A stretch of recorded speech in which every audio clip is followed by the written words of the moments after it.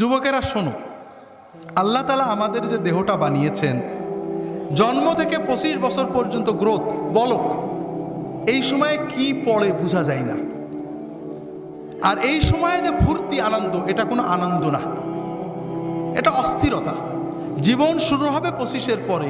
যদি 30 থেকে মৃত্যু পর্যন্ত জীবন পেতে চাও, মৃত্যু নয় জীবন, জীবন মৃত নয়, সত্যিকারের জীবন, যে জীবনে ফুর্তি থাকবে, কর্ম থাকবে, শান্তি থাকবে, এই রকম জীবন পেতে চাও, তাহলে আমার কথাটা একটু মন দিয়ে শোনো।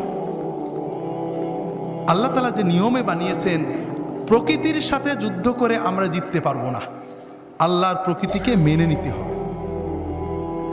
আল্লাহ তাআলা আমাদের সৃষ্টি করেছেন, প্রতিদিন 6-7 ঘন্টা তুমি ঘুমাবে, গভীর ঘুম, 1-2 ঘন্টা খেলবে, কঠিন পরিশ্রম, তোমার শরীর ঘেমে রক্ত টকবক করে বেরেনে যাবে। ফুটবল, হাডুডু, ব্যাডমিন্টন, ভলিবল, দৌড়, সাঁতার, এগুলো খেলতে হবে। এরপরে 1-2 ঘন্টা আল্লাহর ইবাদত করতে হবে, আল্লাহর সালাত, সিয়াম, জিকির, যতটুকু পারা যায়। তাতে তোমার আত্মা সুস্থ হবে, তোমার মন পরিশুদ্ধ হবে, তোমার আত্মা, মন, দেহ সব কিছু প্রোডাক্টিভ হয়ে যাবে। এরপরে তুমি 4-5 ঘন্টা তোমার 25-এর পরের জন্য কর্ম বা শিক্ষা নেবে। এইভাবে যদি তুমি চলো, তাহলে তোমার জীবন গতিশীল হবে, তোমার জীবন ইনশাআল্লাহ মৃত্যু পর্যন্ত সচল থাকবে। কিন্তু তুমি এখন খেলাধুলো বন্ধ হয়ে গেছে, সারাদিন মোবাইল, ইলেকট্রনিক মিডিয়া, আর খাওয়া তো কি খাচ্ছি আমরা দেখছি। ইউরোপ আমেরিকার লোকেরা কিছু সুস্থ থাকে, ঠান্ডার কারণে ওরা দৌড়াতে হয়, পরিশ্রম করে, আমরা গরমের কারণে ওইটাও করি না। সারাদিন মোবাইল দেখছি, শুনছি, কানে ইয়ারফোন লাগিয়ে শুনছি, আমাদের কান চোখগুলো নষ্ট হচ্ছে। রাতে জেগে জেগে মোবাইল করছি, কথা বলছি, আমাদের ব্রেনটা ক্রেজি হয়ে যাচ্ছে, আমরা বুঝতে পারছি না, তবে আমাদের লেখাপড়া নষ্ট হচ্ছে।